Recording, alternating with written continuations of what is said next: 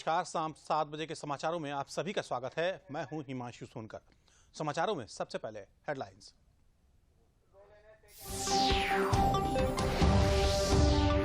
गुजरात में 12 दिसंबर को भूपेंद्र पटेल लेंगे मुख्यमंत्री पद की शपथ। सुखविंदर सिंह सुक्खू नामों से हिमाचल प्रदेश के नए मुख्यमंत्री चुने गए विधायक दल के नेता।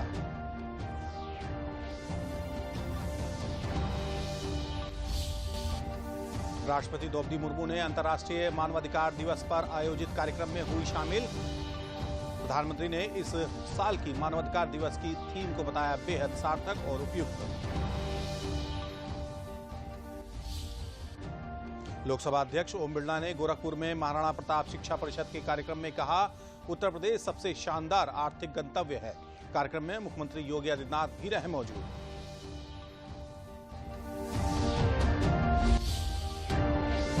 केंद्रीय रेल मंत्री ने वाराणसी कैंट का किया दौरा, अधिकारियों से जानी जमीनी हकीकत। कहा, वाराणसी कैंट के साथ ही अंतर्राष्ट्रीय स्तर के बनेंगे यहां के सभी स्टेशन।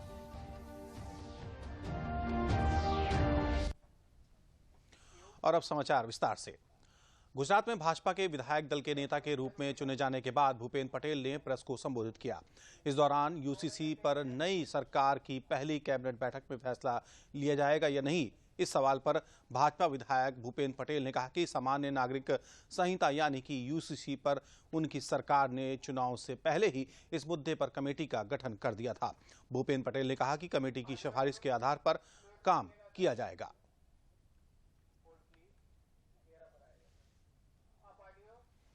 वो तो बना दिया गया ही, हमने कमेटी की रचना कर दी गई है और जो भी उसकी भलामण आएगी उसके द्वारा ऊपर काम करेंगे हम। इससे पहले गुजरात में भारतीय जनता पार्टी के नवनिर्वाचित विधायकों ने भूपेंद्र पटेल को विधायक दल का नेता चुना। गांधीनगर में पार्टी के राज्य मुख्यालय कमलन में हुई बैठक में केंद्रीय मंत्री राजनाथ सिंह, बीएस येदियुरप्पा और अर्जुन मुंडा समेत पार्टी के कई वरिष्ठ नेता बैठक में शामिल थे।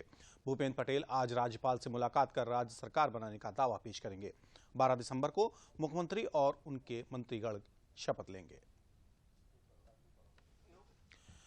हिमाचल प्रदेश में कांग्रेस ने सुखविंदर सिंह सुक्खू को प्रदेश का अगला मुख्यमंत्री नियुक्त किया है। आज हिमाचल प्रदेश में कांग्रेस के पर्यवेक्षकों ने विधायक दल के साथ व्यापक विचार विमर्श के बाद हाईकमान की सहमति से शिमला में इसकी घोषणा की। रविवार को शपथ ग्रहण समारोह होगा। इसके पूर्व विधायकों के बीच काफी जोर आजमाइश हुई और गुटिये राजनीति प्रभावी दिखी। मुकेश अग्निहोत्री उप मुख्यमंत्री होंगे। इसके पूर्व सभी विधायकों ने एक लाइन का प्रस्ताव पास कर नेता चयन का अधिकार हाईकमान को दे दिया था।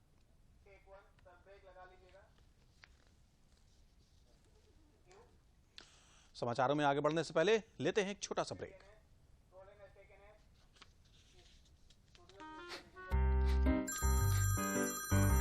सर, आपका केवाईसी अपडेट करना है, नहीं तो अकाउंट और एटीएम कार्ड ब्लॉक हो जाएगा। सावधान सावधान। 2.5 करोड़ का इनाम मुझे। देखिए, अनजाने कॉल्स, फर्जी ईमेल्स, लिंक्स और जाली ऐप से अपना पिन, ओटीपी, पासवर्ड कभी भी किसी के साथ शेयर न करें। आप रहेंगे सावधान तो नहीं होगा नुकसान। आरबीआई कहता है, जानकार बनिए, सतर्क रहिए। विस्तार समाचारों में आगे बढ़ते हैं। राष्ट्रपति द्रौपदी मुर्मू ने आज अंतर्राष्ट्रीय मानवाधिकार दिवस पर राजधानी दिल्ली के विज्ञान भवन में आयोजित कार्यक्रम में मुख्य अतिथि के तौर पर भाग लिया।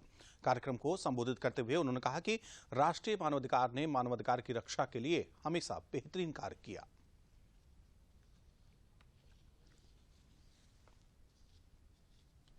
The fact remains that human rights are a work in progress around the world. At home, however, we can take solace in the fact that the National Human Rights Commission has been making the best possible efforts to spread awareness about them. Now, in its 30th year, the NHRC has done a commendable job of protecting as well as promoting human rights. Over the past few years, the world has suffered from a high number of natural disasters caused by unusual weather patterns. Climate change is knocking on the doors. People in the poorer nations are going to pay a heavier price for the degradation of our environment. we must run, rather relearn to treat nature with dignity. प्रधानमंत्री नरेंद्र मोदी ने मानवाधिकार दिवस पर राष्ट्रीय मानवाधिकार आयोग के साथ एक संदेश साझा किया। प्रधानमंत्री ने अपने संदेश में इस साल की मानवाधिकार दिवस की थीम को बेहद सार्थक और उपयुक्त बताया। प्रधानमंत्री ने कहा कि वे भारतीय दर्शन और संस्कृति जीवन के हर रूप का सम्मान करने के समर्थक रहे हैं। उन्होंने कहा कि सरकार एक समावेशी और न्याय संगत समाज के निर्माण की दिशा में निरंतर काम कर रही है। प्रधानमंत्री नरेंद्र मोदी ने कहा कि सरकार महिलाओं, दिव्यांगजनों, ट्रांसजेंडर व्यक्तियों और समाज के हाशिए पर पड़े वर्ग को हो या फिर अन्य कमजोर समूहों के लिए निष्पक्षता, न्याय, यश, सशक्तिकरण सुनिश्चित करने के लिए सक्रिय और संवेदनशील रही है। प्रधानमंत्री ने G20 को भारत के अधिकारों और सभी के लिए समान के मूल्यों को प्रदर्शित करने का मौका बताया।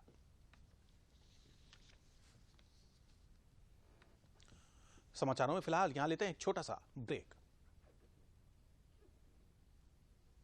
Hey girls! Hi! Congratulations! आज तो पार्टी चाहिए। पहले चैंपियन के साथ सेल्फी लेंगे।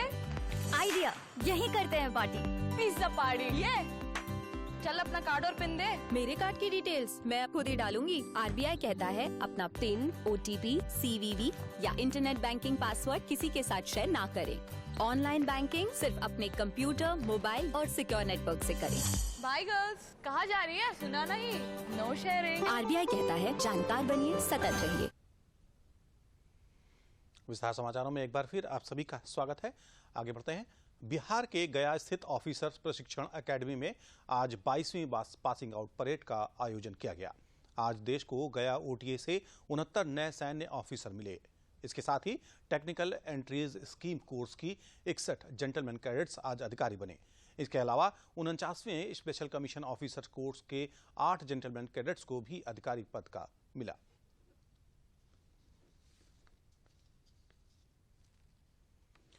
गोरखपुर में लोकसभा अध्यक्ष ओम बिरला ने महाराणा प्रताप शिक्षा परिषद के 90वें संस्थापक सप्ताह समारोह के समापन अवसर पर महाराणा प्रताप इंटर कॉलेज परिसर में मुख्य अतिथि के रूप में भाग लिया।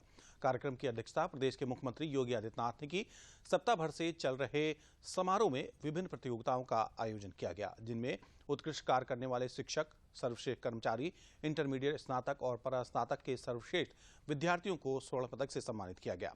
सप्ताह भर पूर्व निर्धारित कार्यक्रम के दौरान विभिन्न प्रतियोगिताओं का आयोजन किया गया, जिसमें महाराणा प्रताप शिक्षा परिषद से जुड़े शिक्षण संस्थानों के अलावा अन्य शिक्षण संस्थानों के बच्चों ने बढ़ चढ़कर हिस्सा लिया। इस अवसर पर 236 लोगों को मुख्य अतिथि द्वारा पुरस्कृत किया गया। इस अवसर पर लोकसभा अध्यक्ष ओम बिरला ने कहा कि आज दुनिया के लिए उत्तर प्रदेश सबसे शानदार आर्थिक गंतव्य है। बड़े से बड़े देश भी आर्थिक गंतव्य चुनने के लिए उत्तर प्रदेश को प्राथमिकता दे रहे हैं। ये सब मुख्यमंत्री योगी आदित्यनाथ के विचार और दूरदर्शी का परिणाम है। उत्तर प्रदेश में हर नौजवान को रोजगार मिलेगा और किसान समृद्ध होगा। यह प्रदेश देश ही नहीं दुनिया का सिरमौर बनेगा। मुख्यमंत्री योगी आदित्यनाथ ने संबोधित करते हुए कहा कि आज भारत में सबसे तेजी से उभरती अर्थव्यवस्था है। विकास के हर क्षेत्र में भारत आगे बढ़ रहा है। चाहे सर्विस का सेक्टर हो, चाहे नौजवानों को अच्छी शिक्षा मिलने का हो, अच्छी चिकित्सा हो, तकनीकी ज्ञान विज्ञान हो, उस दिशा के अंदर एक लंबा दृष्टिकोण बनाकर काम शुरू किया। उत्तर प्रदेश जो विश्व के कई राज्यों को मिलाकर भी देश नहीं बन सकते, इतना बड़ा उत्तर प्रदेश है। लेकिन आज इस उत्तर प्रदेश के अंदर शांति है, कानून व्यवस्था बेहतर है, हर व्यक्ति को न्याय, सम्मान, समतामूलक समाज का निर्माण की योजना, और इसीलिए जिस देश के अंदर शांति होती है वह देश और प्रदेश प्रगति और खुशहाली की ओर बढ़ता है। पहली बार है आजादी के बाद। आजादी के पहले कोई कल्पना भी नहीं कर सकता था। ये G20 दुनिया के वे 20 बड़े देश हैं जिनमें दुनिया की कुल आबादी की 60% आबादी निवास करती है। जिनमें दुनिया का 75% ट्रेड पर जिनका अधिकार है, दुनिया की 85% जीडीपी यानी कुछ कुल इनकम का जो भी दुनिया के पास है उसका 85% पर इन 20 देशों का अधिकार है। और दुनिया के अंदर नए इनोवेशन के लिए या रिसर्च के लिए जो भी कार्य होते हैं, जो भी पेटेंट होते हैं, ऐसे 90% पेटेंट पर इन 20 देशों का अधिकार होता है। आजादी के अमृत महोत्सव वर्ष में G20 के इन देशों का नेतृत्व प्रधानमंत्री मोदी जी के नेतृत्व में भारत करेगा। यह भारत के लिए किसी उपलब्धि से कम नहीं है। समाचारों में आगे बढ़ने से पहले लेते हैं एक छोटा सा विराम। हमारा डेजर्ट आ गया पर हमारी चैंपियन नहीं आई अब तक। बिल भरने के पहले तो आएगी ना। सो गर्ल्स, क्या हो रहा है? बिल हो रहा है। चल अपना कार्ड दे। पिन दे। आरबीआई कहता है अपना पिन, ओटीपी, सीवीवी या इंटरनेट बैंकिंग पासवर्ड किसी को ना दे। ऑनलाइन बैंकिंग सिर्फ अपने ही कंप्यूटर, मोबाइल और सिक्योर नेटवर्क से करें। हाँ, ये खाने की चैंपियनशिप थी क्या? आरबीआई कहता है जानकार बनिए, सतर्क रहिए।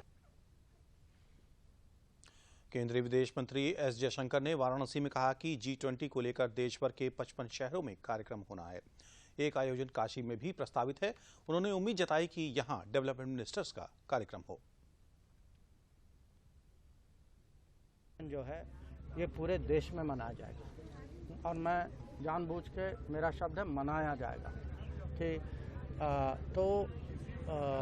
इसमें जो है हर राज्य में और करीब 55 शहर होंगे देश के अलग अलग प्रांतों में, और उसमें ये तो स्वाभाविक है कि G20 जो है वो काशी में भी उसका एक कोई बड़ा कार्यक्रम हो, क्योंकि आप जानते हैं काशी का महत्व। अब मुझे तो बताने की ज़रूरत नहीं है, आप मेरे से ज़्यादा जानते हैं। तो हमारा आयोजन है कि जो डेवलपमेंट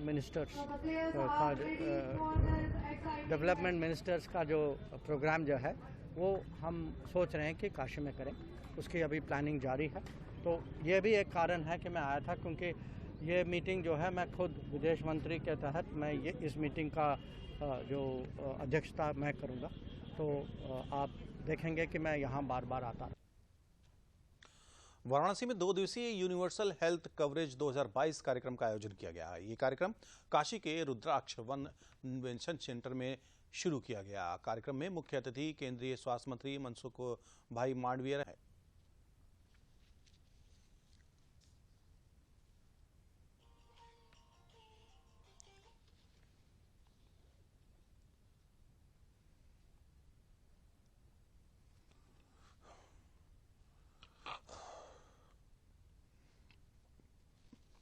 पूर्व केंद्रीय मंत्री और सुल्तानपुर की सांसद मेनका गांधी ने आज अपने दौरे के दूसरे दिन भी कुड़वार और बल्दीराय विकासखंड परिसर में 793 लाभार्थियों को प्रधानमंत्री आवास योजना के स्वीकृति पत्र प्रदान किए।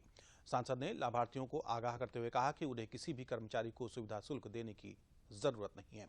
इसके पूर्व श्रीमती गांधी ने आज जिला मुख्यालय पर स्थित अपने आवास पर जनता दर्शन कार्यक्रम में बड़ी संख्या में लोगों की जन शिकायतों का निस्तारण किया।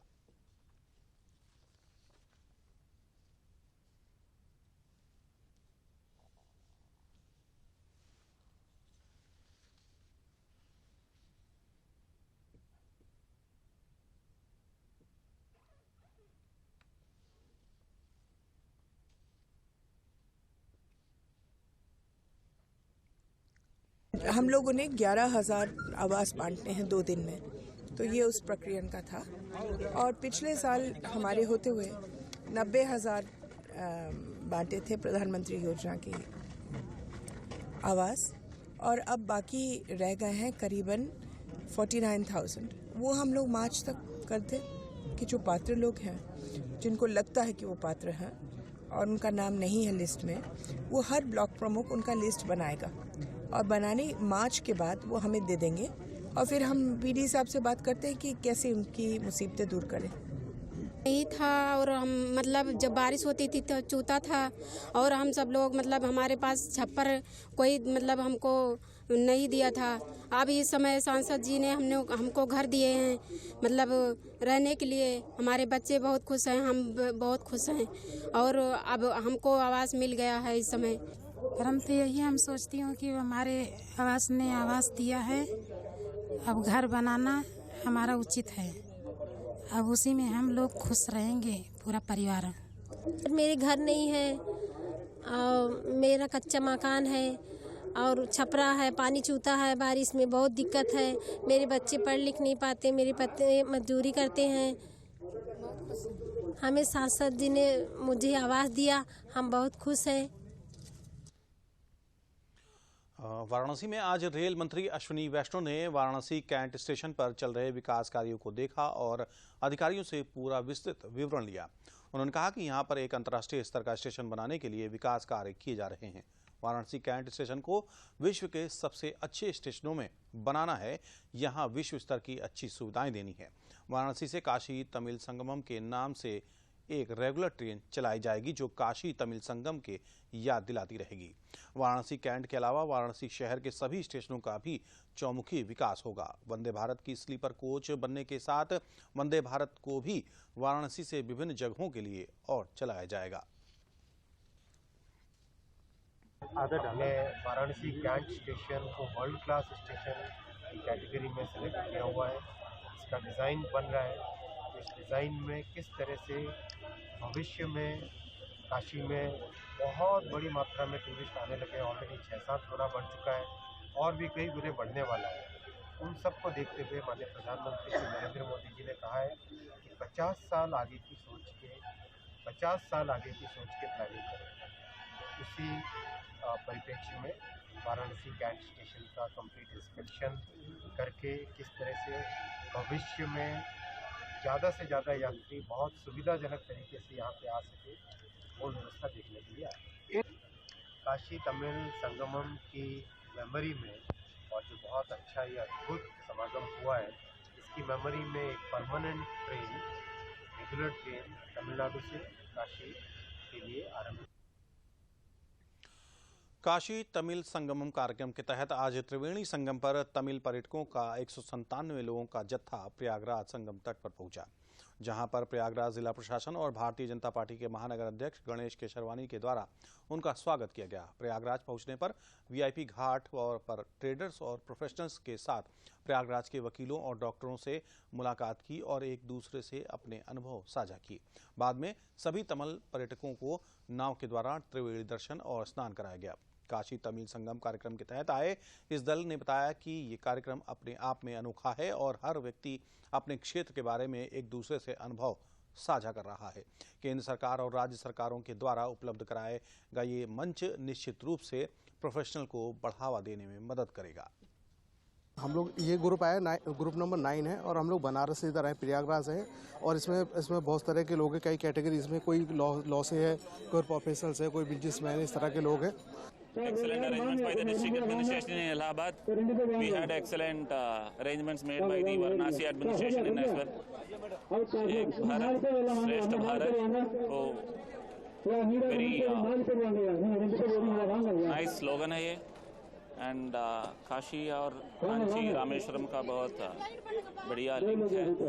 It's a very wonderful experience. The Kashi Tamil Sangamam, the great Modi ji, the great work, the great what I say, no less words.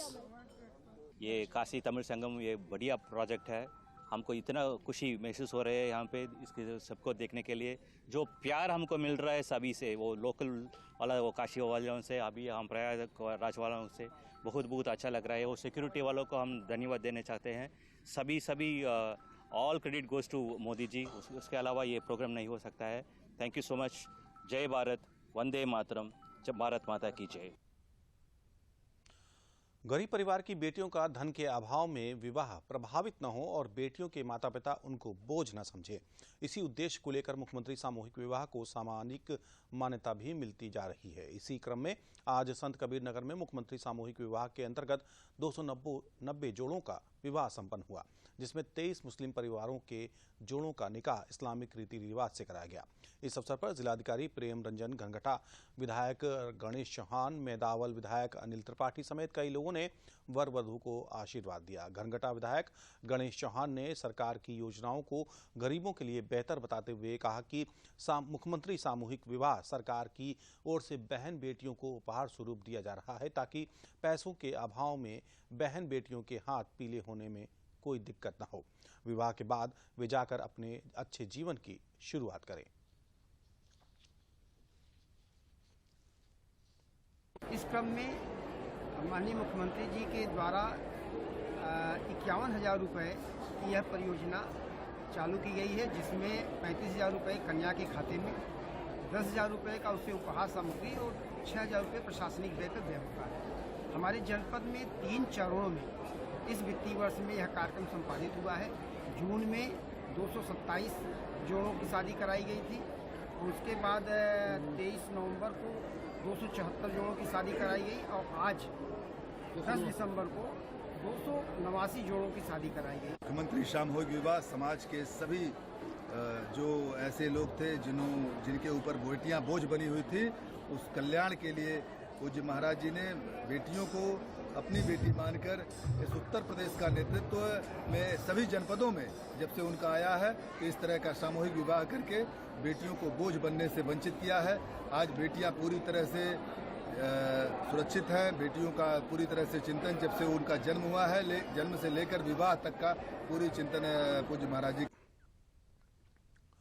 स्वच्छ जल जीवन मिशन योजना में बरेली मंडल को प्रदेश में पहला स्थान मिला है। यहां 3 करोड़ की लागत से 2.5 लाख लीटर क्षमता वाले ओवरहेड टैंक बनकर तैयार हो चुके हैं। पूरे मंडल में विगत नवंबर महीने में 95,754 घरों में नल लगाए जा चुके हैं। बरेली की मंडलायुक्त संयुक्ता समद्दार ने योजना की समीक्षा और स्थलीय सर्वे कर योजना की प्रकृति को स्वयं परख रही हैं। मंडलायुक्त ने बरेली में पत्रकारों को बताया कि आंवला तहसील के मझगांवा विकासखंड के गांव बचेरा और अमरोली में उन्होंने स्थलीय निरीक्षण किया और ग्रामीणों से बातचीत की। उन्होंने कहा कि घर में शुद्ध जल मिलने से महिलाएं बहुत उत्साहित हैं। बचेरा गांव की महिलाओं ने सरकार को धन्यवाद देते हुए बताया कि जल जीवन मिशन योजना की वजह से हमें अपने घर में शुद्ध जल मिल रहा है। इसे पीने से हमें पेट की बीमारियों से हम बच रहे हैं। ये टंकी लगी है वो हमारे लिए बहुत फायदेमंद है।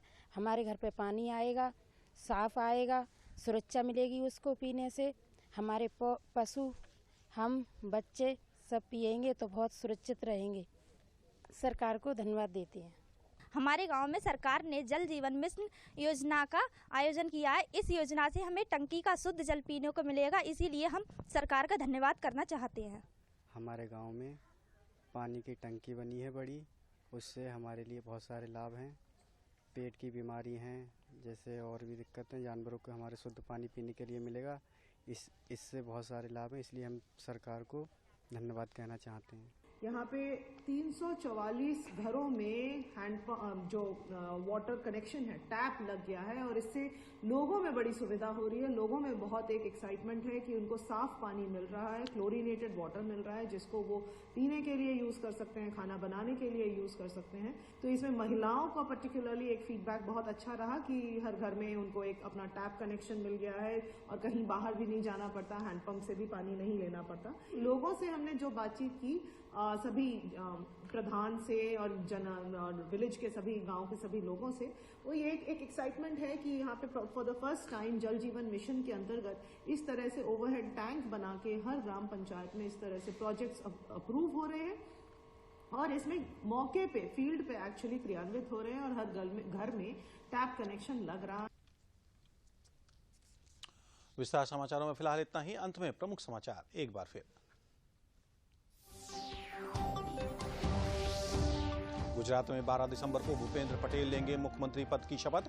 सुखविंदर सिंह सुक्खू नामित हुए हिमाचल प्रदेश के नए मुख्यमंत्री, चुने गए विधायक दल के नेता।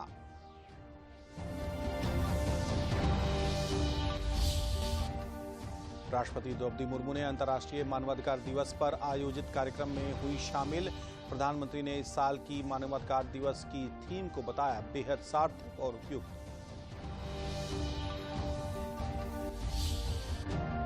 लोकसभा अध्यक्ष ओम बिरला ने गोरखपुर में महाराणा प्रताप शिक्षा परिषद के कार्यक्रम में कहा, उत्तर प्रदेश सबसे शानदार आर्थिक गंतव्य है।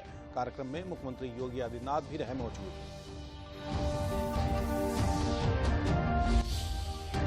और केंद्रीय रेल मंत्री ने वाराणसी कैंट का किया दौरा, अधिकारियों से जानी जमीनी हकीकत। कहा, वाराणसी कैंट के साथ ही अंतर्राष्ट्रीय स्तर के बनेंगे यहां के सभी स्टेशन।